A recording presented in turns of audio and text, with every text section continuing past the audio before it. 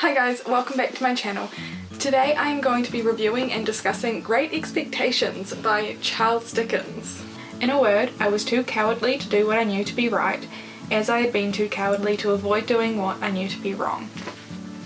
So I finished this book at like 3 AM last night, and I've kind of been thinking about it all day, and I'm still not entirely sure where my thoughts are at, but I'm going to tell you what I do know about how I feel about this book. Does that make sense?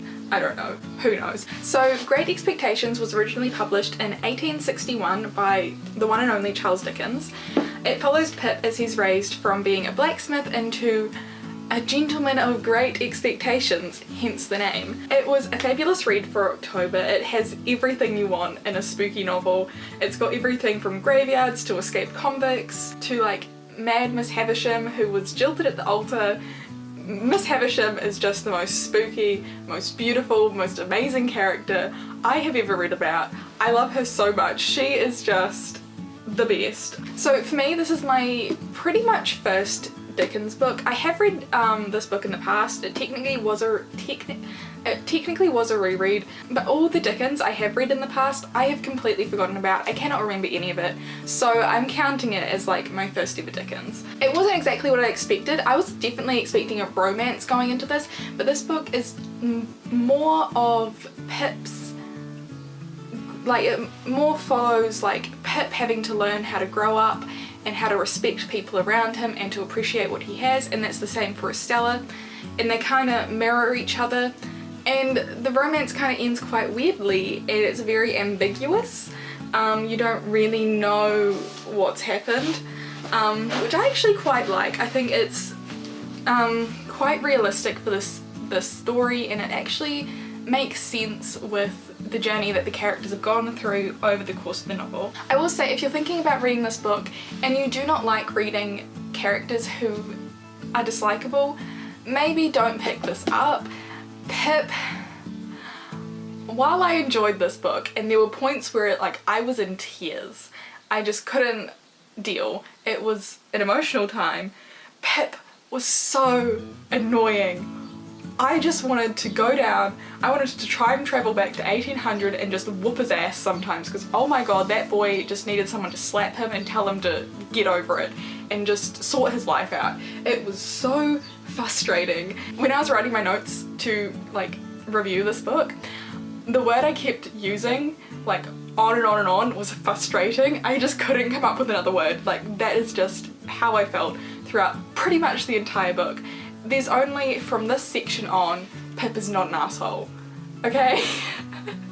So if you cannot stand dislikable characters, I wouldn't recommend this book, because you're gonna have to sit through all of this with Pip being really horrible to some really kind people. I did really like the themes in this book. I loved the way it explored what it means to be a gentleman. I loved how it explored sort of how you're raised and how that affects you, and I really wanted more of Estella's character.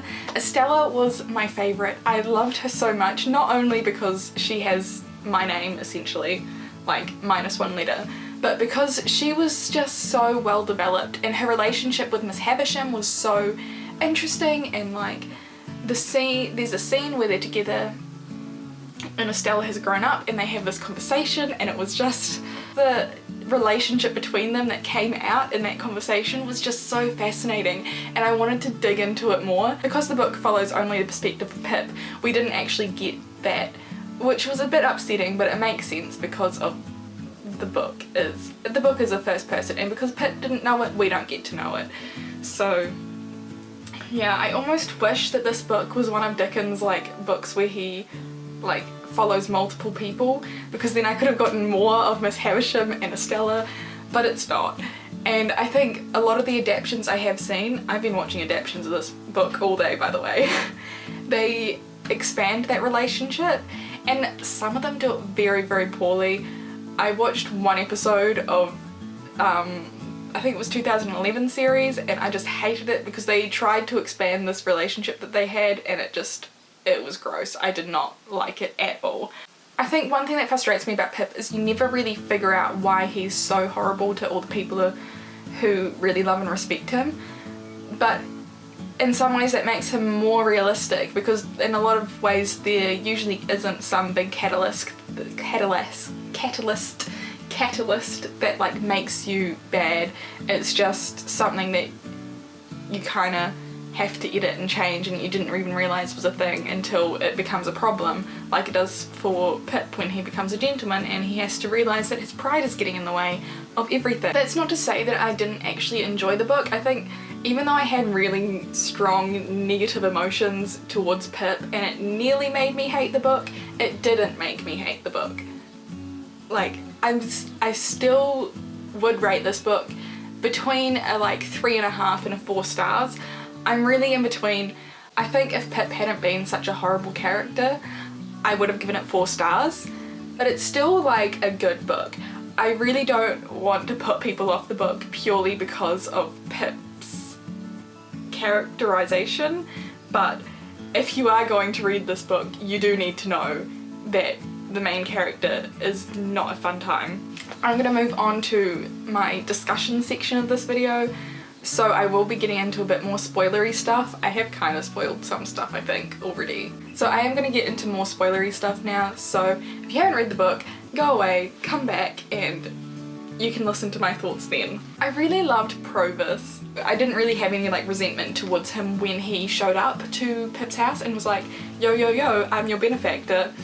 And so when Pip was instantly like, how do I get this guy out of my house? I need to get this guy out of my house. I don't like this guy. Can we get rid of him? How do we get rid of him? How do we get rid of this guy? Okay, maybe I could pretend if I do this. Maybe I could like go this. No, I couldn't do that. Maybe, oh, come over here, come over here. We need to get rid of this guy. We need to get rid of this guy. It was just, Pip, sort your shit out. He's a nice dude. He gave you heaps of money.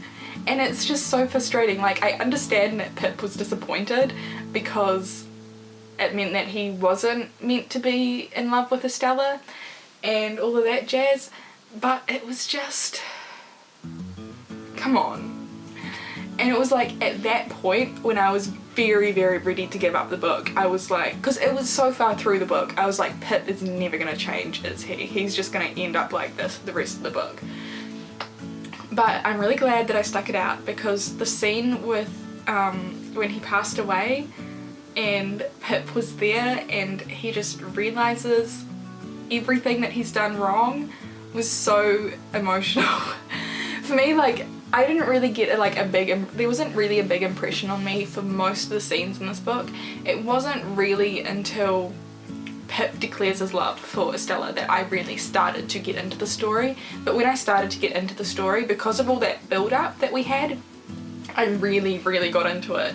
And I was an emotional wreck when there was that scene with Joe and I was crying from the point that like he was describing how it was like, oh, the hand that fed me was Joe's hand, and the face that appeared was Joe's, and he just kept saying that every time he saw something it was Joe, it was Joe, it was Joe, in the way that when everything like cleared, Joe remained. And I was like, oh my god, this is so wholesome, he's finally having a turnaround moment.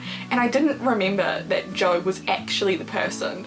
So when he asks, is that Joe? And it is Joe, I just like, oh my gosh, my emotions were like out of hand. I just was weeping everywhere. It was a mess.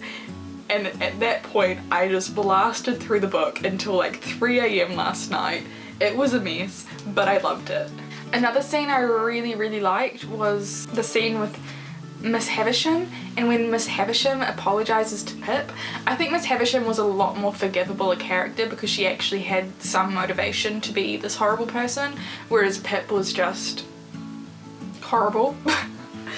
And so when she does like repent and she does like fall down at his feet and like, it was so sad. She then tried to kill herself. That was just really dark, but also 100% understandable when you've lived your life at that extreme for so long and then you realise it's all been for nothing and you've just created the same monster that you were originally trying to like hurt.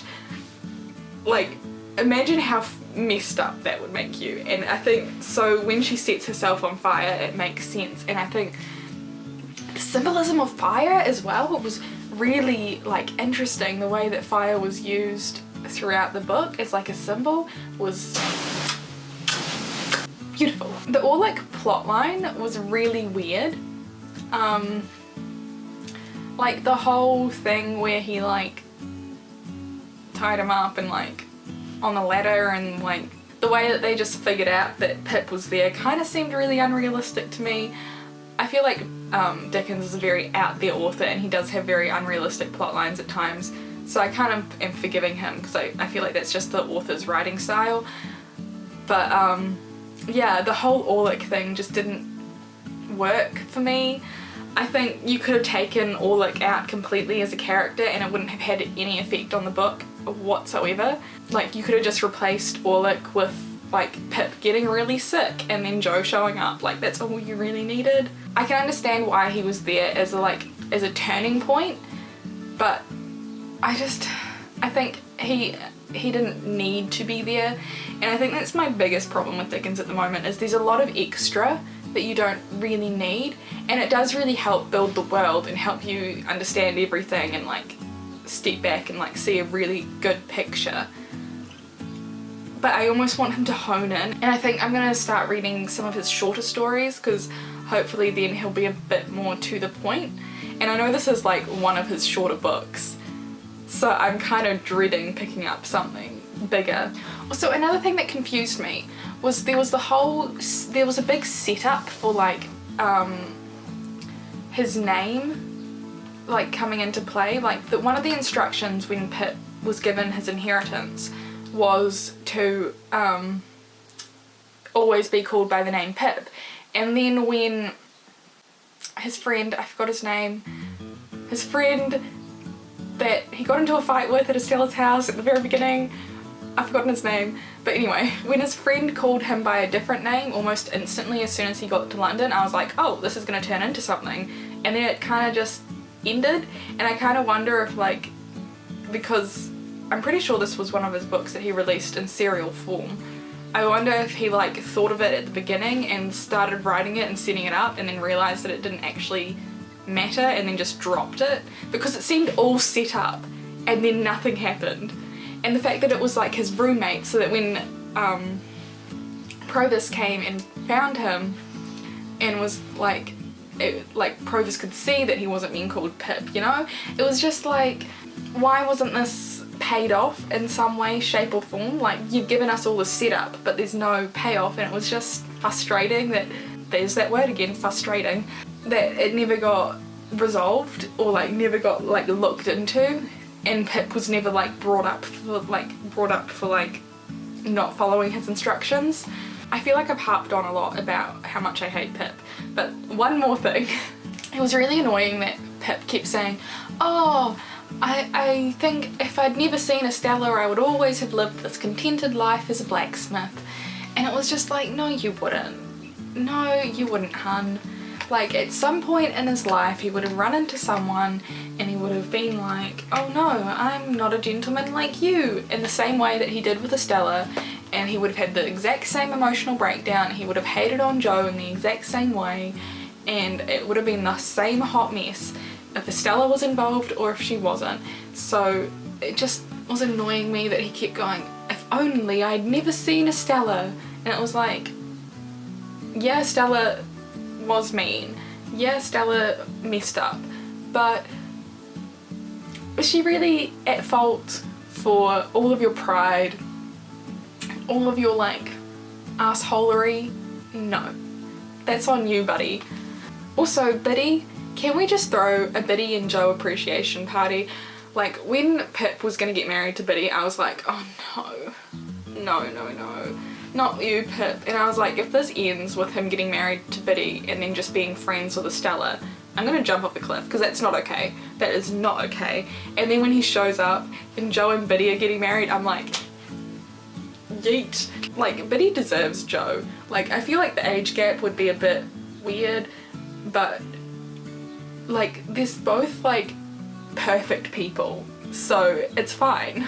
It was definitely interesting to like read this book though, because when I was 7 I did really love the story and I used to be obsessed with it, like, but I can definitely see like why it appealed to me. Like there's so many like dramatic events, like Dickens' characters are really fun, like they're just extra and different and just so much, like they're just enjoyable. Like even if like, apart from Pip obviously, it's a relatively like simple plot as well, which I think would have appealed to me. And there's like the grand reveals and like plot twists and like all the things that you like love as a kid.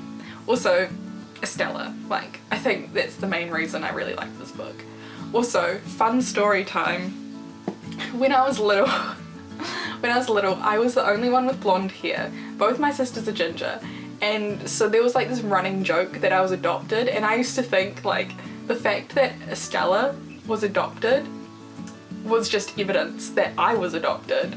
So take that as you will, but maybe I'm adopted, maybe I'm not. Maybe calling me Estelle was just my parents' way of telling me that I was adopted. Who knows? Anyway, that's it for this video. I hope you enjoyed it. Yeah, I don't know. Tell me your thoughts about Great Expectations. I feel like I'm going against the grain a lot in not giving this like 4 or 5 stars and giving it a 3.5 instead, but I don't know. I'm sorry. I'm gonna definitely keep going with Dickens and keep trying him out, seeing if I like him. Anyway, thank you for watching. I will see you in another video. Like, share, comment, please comment, tell me your thoughts, and yeah, au revoir.